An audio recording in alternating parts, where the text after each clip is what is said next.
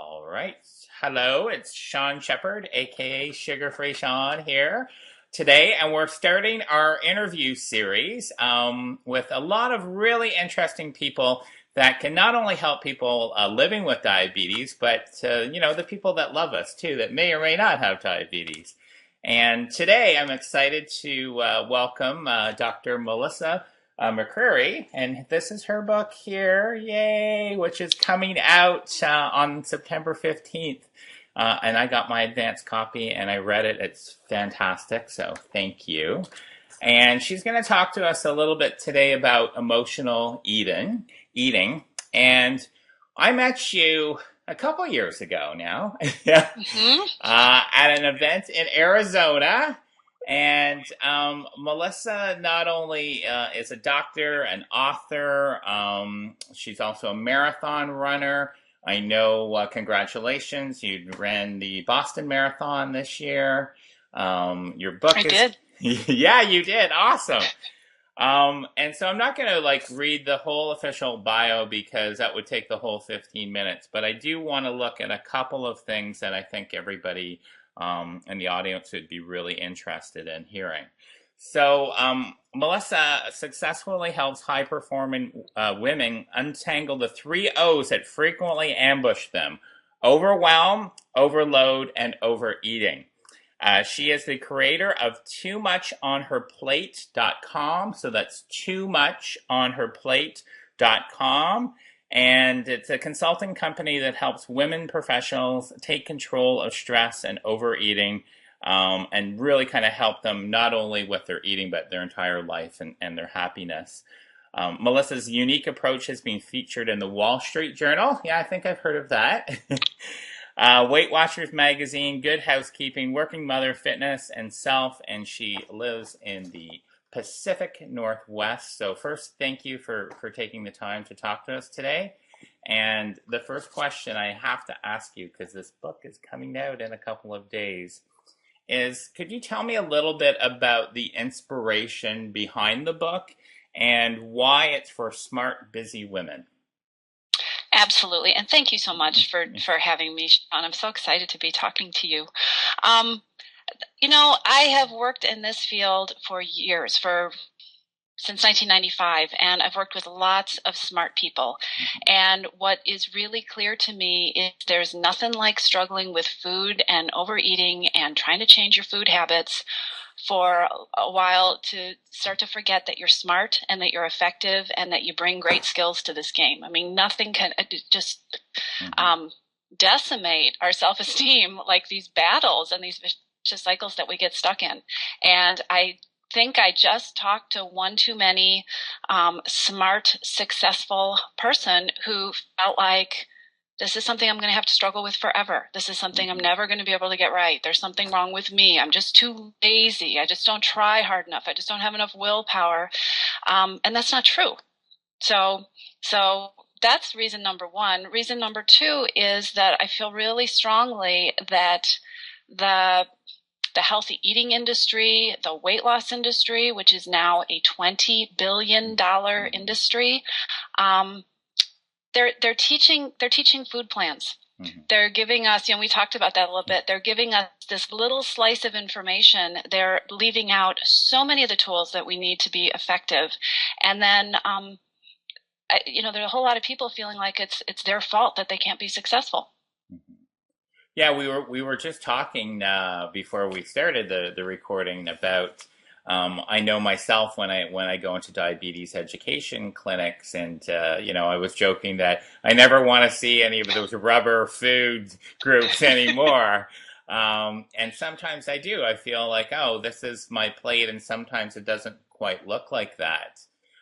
The question I'd like to ask you is, everybody has busy lives between family and career and responsibilities, and lots of challenges about eating because of our busy lifestyle. So what advice or tips would you say that you would give to somebody that has that really busy lifestyle? Well, first of all, we got to own that we have it. Mm-hmm. And lifestyle and our relationship with food and the way that we eat are so so related, and they can get so tangled up. And if we don't, the mistake I see so many people making is kind of disregarding all of that stuff and just focusing on, but tomorrow this is how I'm going to eat. Tomorrow I'm going to get up and do this. And if we don't take into account the fact that our lives are busy, we don't have a lot of time, the reasons, because a lot of those pieces are actually driving us to overeat. We talk about emotional eating, and a lot of people think about stress eating or anxious eating or boredom eating. We also eat because we don't feel like we have enough time to celebrate. We work really hard all day, and we don't have time to reward ourselves, or we're not allowed to take the time or, spend the money or do the things. And so we get into these vicious cycles. It's really easy where we're using food to fill in the gaps for what we're not giving ourselves or getting in the rest of our life. So the really first piece is to stop and say, okay, this is something I need to take a look at. Because it's not just stressing me out, it's affecting my weight, it's affecting my blood sugar, it's affecting my eating patterns. Yeah, because I found that when I started, looking at some of my habits, a lot of the choices that I was making was more because I was bored or because maybe I was stressed out, and I'd never really put the correlation or the thought into attaching one to the other, or mindless eating. One that I used to do all the time was, we used to eat our dinner in front of the TV and watch the 6 o'clock news. And, I laugh at this now. I'll laugh at myself because I'd often go, oh, I'm done already, because I wasn't consciously really thinking about the food. So could you talk a little bit about that and our state of mind while we're eating or when we're about to eat? Well, what you just brought up is so important. It's this, I talk a lot with people about small, doable changes that you can make, because the other thing about overeating struggles is it can feel so overwhelming. But I can't tell you how many presentations I've done, how many groups of people I've spoken to where I've just asked that question, when's the last time you had a meal where you were 100% focused on it? And there are people who cannot remember.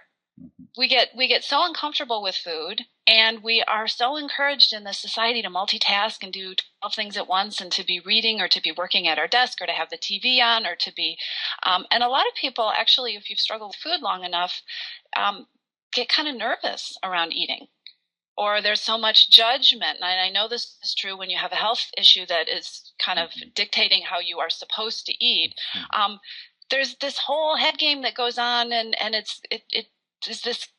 feels really good to distract yourself from paying attention. The problem is we know that people who don't stop, who don't focus, who aren't mindful about what they eat more, and they feel less satisfied when they're done. It was interesting because I have some good friends in New York City, and they own 2 restaurants, and I've been friends with them for a number of years. And I used to joke about when I'd go to New York and go out with them, because there's a couple of chefs and everybody's in the restaurant industry, that the dinners would take forever because they ate so slow and deliberate. And one of the chefs, my friend Miguel, he was the one that really said you have to enjoy the experience and taste everything. And I'll never forget that, because I was a really, really, really fast eater, and the food tastes better. I know I find myself not finishing meals sometimes because I probably, my body and my brain and that can work with me to let me know when I'm full. But that was one thing that really helped me, was just to be conscious when I'm eating. Well, and we can expand that, because, and one of the things I do with my clients, and we talk about this in the book, is when you slow down and when you pay attention, you enjoy your food more. People also are more aware of how hungry they are and when they get full. A lot of people will, just with that simple exercise, have this experience of, wow, I was I was full and there was still half the food on my plate. That I'd never realized that before. I just thought you ate till the food was gone, you know? But the other thing is when we slow down and we pay attention, and if you stretch that out, if you try to just slow down and pay attention even before you pick up your fork, you can start to identify, why is it that I want to have food right now? You know, maybe it's because I'm hungry. Maybe it's because it's noon and everybody else is, pulling out their lunch. It's time for me to do that. Maybe it's because I just had that really icky conversation with my boss and I just don't want to think about it. Or, my kids are driving me nuts and I need to cook dinner and I don't want to think about it. And so here I am going through the cupboard. But paying attention isn't just about, it's great when we enjoy our food and that is such a cool benefit, but so many people, when they start to expand that and expand it on 5 minutes on either end of that, there's so much to learn and you can make incredible changes. And quickly. So yeah.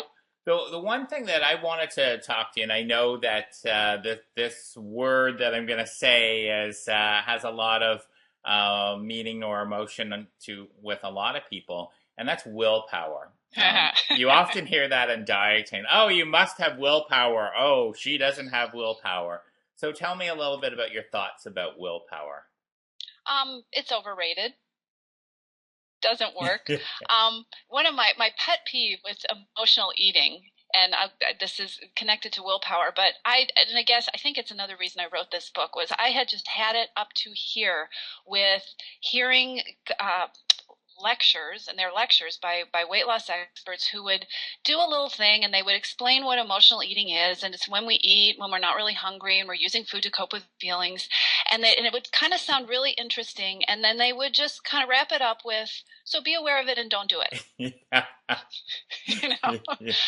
And as all of my clients say, so what else am I supposed to do? Willpower is another one of my pet peeves. We get told that we're not being successful because we don't have enough of it, or and after a while, and again, I talk to really smart, capable people who end up feeling, their self-esteem is just down here because, well, I don't have enough willpower. I'm lazy, even though I'm working 25 hours a day. Willpower is white knuckling it. And it's holding on for dear life. And some of us are really good at persevering and doing the hard thing. And, I run marathons, I know, but there's a limit. Everyone has a limit. And so what I say is that willpower is a Band-Aid. It's something that we can put on and it will last longer for some of us than for others, but it doesn't address what's really going on. And there is always a reason that we eat. Whether it's that we're hungry, whether it's we're tired, whether it's stressed, we're bored, and we don't know what else to do, there's always a reason. And if we don't pay attention to that, that reason is always going to sabotage us in the end. And where it really kind of hit home for me is tying the emotion and what you're feeling to the food. That I live in Toronto, and so cottage country is like 3 hours north of here. And I didn't grow up in Toronto. I grew up in Ottawa. And my friends that had been doing this trip, with families for 20, 25 years, there was this burger place about halfway up, like about an hour and a half. And people would line up to eat it. And my friends had said, you have to eat here. It's the most amazing place. And when I ate it, I was like, it's a hamburger. And one of my friends said, I never really thought about that, because she was associating it with all the great memories of family vacations. And when I said that, and I didn't say it with any intention, she's like, I'd never thought about that before. And it really kind of opened up the dialogue about, how you're feeling at the time you're eating. Food is so connected to emotion. And I think we're, every time you turn around, we're given a different message about how you can use food to do all these different things that it wasn't meant for. And I think there are many, many people who that's so ingrained that you may not have the tools or you may not have the strategies in place when you take that food away. Again, that question that I get a lot from people when they start down the journey is, so what else am I supposed to do? Okay, I know I'm a stress eater, but I'm stressed.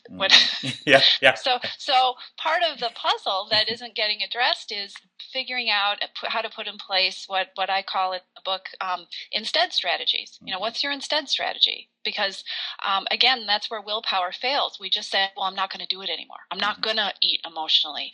I'm not going to eat after 5 o'clock at night.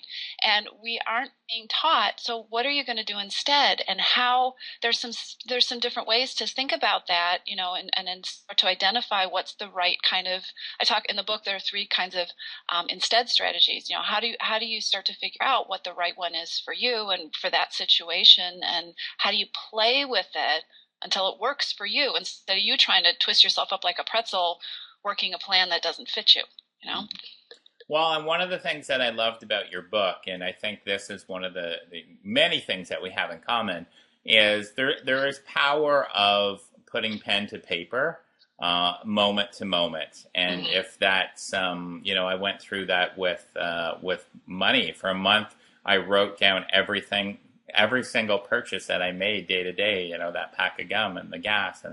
And I was shocked at what I was spending. And you get in the book that you need to apply these to your particular life. And I really like that about the book, of how you personalize that, and each person, takes out pen and really tracks that. So I wonder if you can talk a little bit about that. Sure. Well, the book is laid out as a 28-day program. So, it's really designed to start where you are in your process with food and your journey and the goals that you have, and start to figure out how to create steps that are going to address your challenges, but that are also going to fit with your life. And that's another piece I see we're all busy. We all have 50 million things going on. And yet when you go to see, and I love, there are a lot of nutritionists I just love, but I've also talked to, I've also had experiences where I went and talked to somebody and it was just like, okay, here's what you're going to do. Boom, boom, boom, boom, boom. And well, wait a minute. When am I going to prepare this stuff? And when am I going to cut up these vegetables? And when am I, I travel 3 weeks out of the month or whatever. So it's really important to individualize things. So that's one piece of the program. Writing things down. There are a lot of questions throughout the book. So we'll talk about something and, okay, so how does this apply to you? Or pick one thing here, or what's the next step that you're going to take, or let's start to brainstorm. But I also think there's a real value in journaling. And that's another piece of the program, right? And that putting pen to paper, like you were talking about with the money, it's a really powerful way to help us slow it down a little bit and take a look at what's going on for us.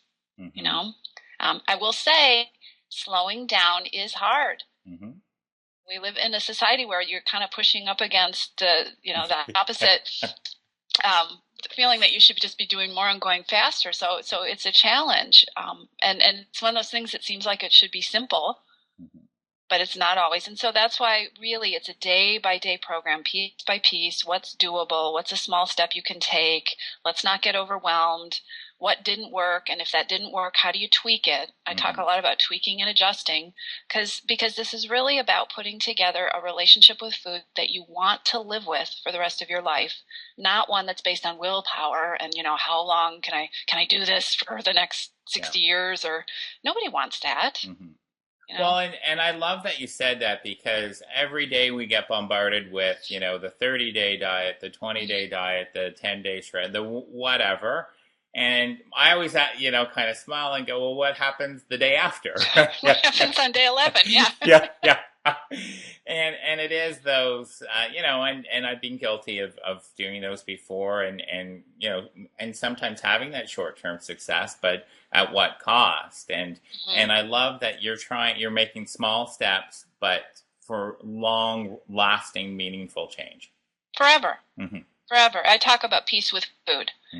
So many people have been struggling with this for so long that they can't, I can't even count how many people I've talked to who can't remember a time when they weren't. Who don't know anymore whether they're hungry or they're not, or what they should be eating, or what they even like to eat, because their head is so full of rules. And so we were saying before we started this interview, what I always find myself saying is, it's not what you know, it's what you can do. and most of us know more than we ever wanted to know. You know, most of us could probably write our own book about what we should be doing in quotation marks. But the problem is it isn't doing it for us. So let's figure out what's going to work.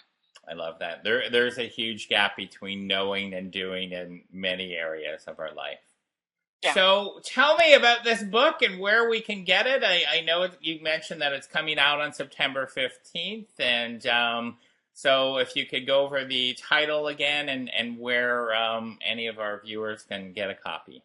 Absolutely. Well, it is coming out. We're releasing it first on Amazon.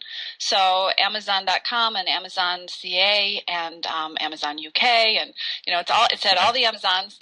And there's a Kindle version as well. What we're doing, I'm really excited because I decided to put together a kind of the next step piece of, okay, so you're reading the book and you want a little bit more, you want to go deeper. So what we're doing for the first week is anybody who purchases the book from Amazon in between the 15th and the 21st and emails us the receipt from their copy, we're going to send you, it's over $70 in, I'm going to do a private group call for people who buy the book where there's some products and downloads that you're going to get that really take what's in the book and expand it. Mm-hmm. So if people want to figure out how to do that, and also the Amazon links are on there, you can just go to toomuchonherplate.com/book.